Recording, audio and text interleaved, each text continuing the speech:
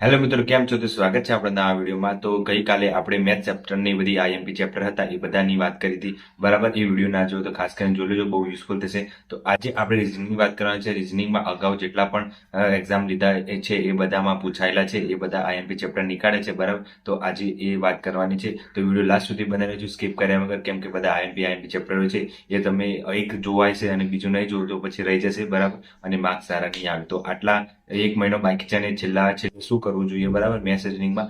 તો આટલું કરશો તો પણ વાંધો નહીં આવે. તો ચાલો વિડીયો શરૂ કરીએ.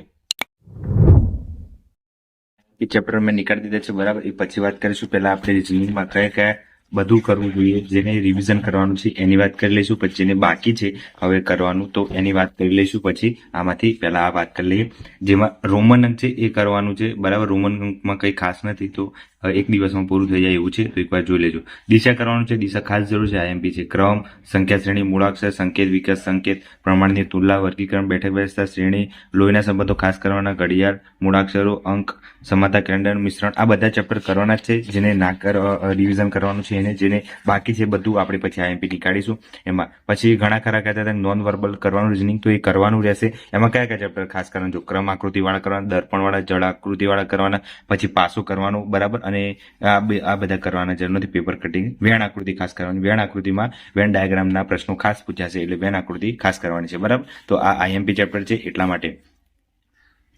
તો આ રોમન અંક છે એ બરાબર બધું સિમ્પલ જ છે. આમાં બધું એક દિવસમાં પૂરું થઈ જાય એવું છે. મેન છે, દિશા છે, શ્રેણી છે, એ બધા ખાસ પ્રશ્નો પૂછાતા હોય છે. તો આ ચોપડી મંગાવી દેજો. આપણે આની લિંક નીચે વિડીયોમાં મૂકી દઈશું, તો તમારે મંગાવી હોય તો આ મંગાવી શકો છો. પાર્ટ 1 છે. પાર્ટ 1માં આ શીખવાડે એ રીતના છે, બધી પેટર્નો છે, જુઓ તમે જોઈ શકો છો. આ રીતના પૂર્વ, પછી ઉત્તર, દક્ષિણ, આમાં શીખવાડેલી બધી જીતો છે, આઈએમપી. અને પછી આપણી જોડે છે પાર્ટ 2, બરાબર. આ પાર્ટ 2માં કેવું છે? પાર્ટ 2માં સિમ્પલ આવી રીતના ચેપ્ટરો આપેલા છે બધા, અને એ આ બધા ચેપ્ટરોની પ્રેક્ટિસ કરવા માટેના પ્રશ્નો જ આપેલા છે. પ્રેક્ટિસ બુક કહેવાય આ એક જાતની. આમાં ટોટલ કેટલા 1300+ પ્રેક્ટિસના ક્વેશ્ચનો છે. અને 2011 થી 22 સુધીમાં, અત્યાર સુધીમાં જેટલી પણ એક્ઝામો લેવાય એમાં જેટલા પણ પૂછાયેલા પ્રશ્નો છે રિઝનિંગના, એ બધા આમાં કવર થઈ જાય છે. એટલે આ પીવાયક્યુ માટે પણ તમે યુઝ કરી શકો છો. બહુ બેસ્ટ બુક છે પીવાયક્યુ માટે, અને બહુ સારી છે. એમ મેં અત્યાર સુધીમાં કેટલા પણ સોલ્વ કર્યા તો આપણને થોડો આઈડિયા આવે કે આપણે કેટલા પાણીમાં છીએ, બરાબર. તો આ ખાસ કરવું જરૂર છે રિઝનિંગ એટલા માટે. હવે આપણે આઈએમપી ચેપ્ટરની વાત કરીશું, જેમાં છે પહેલું છે દિશા. દિશાના ખાસ પ્રશ્નો પૂછાયા છે. મેં અગાઉ કોન્સ્ટેબલ, ડીવાયએસ, એસટીઆઈ બધામાં જોયું, તો એમાં પ્રશ્નો હોય છે. એટલા માટે દિશા રાખી છે. ક્રમના પ્રશ્નો ખાસ છે, તો ખાસ ક્રમ કરી દેવાનું. સંખ્યા શ્રેણી તો એકના એક હોય છે, એક કે બે શ્રેણીઓ દરેકમાં પૂછાય છે, એટલે શ્રેણી ખાસ કરી દેવાની. પછી મૂળાક્ષર શ્રેણી, એ મૂળાક્ષરની શ્રેણી જેમ કે ABCD હોય છે એ બધું, તો એ પૂછાતી હોય છે, બરાબર. કોડિંગ ડીકોડિંગ એટલે કદાચ કોઈક નંબર આલેલો હોય અને એને ABCD પ્રમાણે ગોઠવેલો હોય, તો એને બીજા નંબરને કઈ રીતે લખાય એ રીતનું કોડિંગ ડીકોડિંગ આપેલું હોય, તો એ ખાસ આઈએમપી ચેપ્ટર છે. પછી બેઠક વ્યવસ્થા, તો રાઉન્ડ કરીને બેસાડ્યા હોય કે એની ડાબી બાજુ જીગો છે, જીગાની જમણી બાજુ વંદના છે, વંદાની જમણી બાજુ ભૂરો છે, એ રીતના બેઠા હોય તો આ બેઠક વ્યવસ્થા વારંવાર પૂછાતી હોય છે. પછી લોહીના સંબંધો બધાને ખબર છે, આઈએમપી છે, તો લોહીના સંબંધો ખાસ કરી લેવા, એ ખૂબ આઈએમપી છે. પછી ઘડિયાળના પ્રશ્નો વારંવાર પૂછાતો, ઘડિયાળનું સૂત્ર છે એ કરી લેવો એટલે વાંધો આવે નહીં. કેલેન્ડરના પ્રશ્નો આઈએમપી છે, કેલેન્ડર ખાસ કરી લેજો. કેલેન્ડરના કેટલાય પ્રશ્નો પૂછાતા હોય છે, બરાબર, તો એ કરી દેજો. પછી પ્રતિબિંબ વાળા, જેમ જળ દર્પણ વાળા અને જળ દર્પણ બંને પૂછાતા હોય છે, તો પ્રતિબિંબ વાળું ખાસ કરી લેજો. વેણ આકૃતિમાં કેવું હોય છે? આવી રીતના આકૃતિ કદાચ આપેલી હોય છે કે જેમ કે રમત આપેલી હોય, અહીંયા લખેલું રમત, બરાબર. પછી અહીંયા લખેલો હોય દડો, અને અહીંયા લખેલો હોય વોલીબોલ, બરાબર, વોલીબોલ. તો અહીંયા આપણે રાઉન્ડ આપેલા હોય છે, આવી રીતે. એમાં આવી રીતે આપેલા હોય, બીમાં આવી રીતે આપેલા હોય, આવી રીતે, અને સીમાં આવી રીતે આપેલા, આમ અને આમ, અને ડીમાં આવી રીતે આપેલા હોય કે આમ.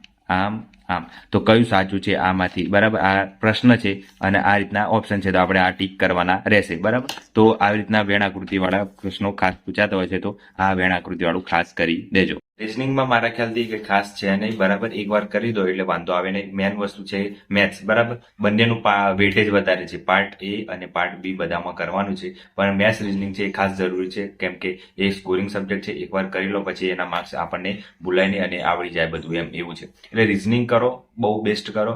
પીએસઆમાં 50 માર્ક્સનું છે રિઝનિંગ અને મેથ્સ છે 50 માર્ક્સનું, એટલે 100 માર્ક્સનું એ જ છે. અને કોન્સ્ટેબલમાં ખાસ જરૂરી છે, બરાબર. 30 માર્ક્સનું બંને છે, એટલે કદાચ કોઈને મેથ્સ ના આવડતું રિઝનિંગમાં માર્ક્સ કવર કરી શકે છે, અને જેને બંને આવડતું હોય એ પાર્ટ એમાં બહુ સારા માર્ક્સ કવર કરી શકે છે. કદાચ પાર્ટ બી ના આવડતો હોય, ઘણા બધા સેમ નથી હોતા. કોઈને પાર્ટ એ આવડતો, કોઈને પાર્ટ બી આવડતો, કોઈને પાર્ટ બી આવડતો, કોઈને પાર્ટ બી ના આવડતો હોય, એવી રીતનું હોય છે. એટલા માટે બંને કરો તો બંને વસ્તુ સેમ કરો, અને સાથે સાથે બંનેના માર્ક્સ લાવવાના જ છે. પાર્ટ એમાં પણ લાવવાના છે, પાર્ટ બીમાં લાવવાના છે. એટલા માટે તો ખાસ કરીને ના આવડતું હોય તો કોઈ સારી બુક લઈ લો, કોઈ કોર્સ લઈ લો. હજુ 1 મહિનો છે તો 1 મહિનામાં થઈ જાય એવું છે. આઈએમપી ચેપ્ટર કરી લેવાના. મેં ગઈકાલે મેથ્સની આઈએમપી ચેપ્ટર આપ્યા હતા, આજે આપણે રિઝનિંગના આપી દઈશું. આટલા ચેપ્ટર કરો જેને બાકી છે, છેલ્લે જેને બાકી છે, કદાચ પાર્ટ બી કર્યો હોય, જેને બંધારણ, ઇતિહાસ, ભૂગોળ, કલ્ચર એવું બધું વાંચ્યું હોય કે મેથ્સ રિઝનિંગ છેલ્લે કરી લઈશું એવું વિચાર્યું હોય જેને, તો એના માટે છે, બરાબર. બાકી જેને કરી લીધું છે એને બધું જ કરવાનું છે, અને જેને છેલ્લે કરવાનું બાકી રહી ગયું છે એના માટે આ આઈએમપી ચેપ્ટર છે, બરાબર. એટલે આટલા કરો તો વાંધો આવે નહીં એમ. એટલે દરરોજ કરશો તો વાંધો નહીં આવે. રિવિઝન જેને બાકી છે તો રિવિઝન આટલા ચેપ્ટરનું ખાસ પહેલા કરી દેજો, પછી બીજા ચેપ્ટર કરજો. જો રિવિઝન કરવાનું બાકી હોય તો આટલા ચેપ્ટર પહેલા કરી દેવાના, બરાબર. અને હવે ગઈકાલે જે આપણે વિડીયો લાવીશું એમાં આપણે પર્ટિક્યુલર કેટલા સબ્જેક્ટનું વાંચવું જોઈએ, કઈ રીતે વાંચવું જોઈએ, ઓછા સમયમાં કેવી રીતના બધા સબ્જેક્ટને કવર કરવા જોઈએ, એના ઉપર આખો સ્ટ્રેટેજી વિડીયો બનાવીશું, બરાબર. અગાઉ આપણે જ્યારે 2 મહિના કે 3 મહિના બાકી હતા ત્યારે કોન્સ્ટેબલનો સ્ટ્રેટેજી વિડીયો બનાવ્યો હતો, તો બધાને યુઝફુલ થયો હતો. તો આ વખતે આપણે 1 મહિનો કે 1.5 મહિના જેવું બાકી છે તો એનો વિડીયો બનાવીશું, તો એ તમને ખૂબ યુઝફુલ થશે. કેમ કે એમાં આપણે બધા સબ્જેક્ટ કેવી રીતના વાંચવા જોઈએ, કેટલો ટાઈમ આપવો જોઈએ, ટાઈમ ટેબલ આખવું હશે સવારથી સાંજ સુધીનું, અને કેટલો બ્રેક લેવો જોઈએ, બધું એમાં આવી જશે. તો એ વિડીયો જોશો તમે અને એ ટાઈમ ટેબલ ફોલો કરશો તો તમને ખૂબ યુઝફુલ થશે. તો વિડીયો ગમ્યો હોય તો લાઈક, શેર અને સબસ્ક્રાઇબ કરી દેજો, અને નેક્સ્ટ વિડીયો આવે તો ખાસ કરીને જોજો. અને આજ માટે આટલું રાખીએ. અને ટેલિગ્રામ ચેનલ છે એમાં આપણે ભારતના જેટલા પણ પદાધિકારીઓ છે જે હાલના, બરાબર, એની હું મૂકી દેવાનું છું પીડીએફ, તો એ ખાસ પીડીએફ કરી લેજો. કંઈક 85-86 જેટલા પદાધિકારીઓ છે, બરાબર. તો હાલમાં જેટલા પણ અત્યારે રાષ્ટ્રપતિ, ઉપરાષ્ટ્રપતિ, વડાપ્રધાન કોણ છે એની લિસ્ટ છે આખું, તો એ પીડીએફ ખાસ વાંચી લેજો. તો તમને ખાસ એક્ઝામમાં પૂછાશે, એમાં 1-2 માર્ક્સમાંથી આરામથી પૂછાઈ જશે. એટલું કરશો એટલે ઇનફ છે, બરાબર. તો આજ માટે આટલું રાખીએ, અને વિડીયો ગમે તો લાઈક કરી દેજો, શેર કરી દેજો. જય હિન્દ, જય ભારત.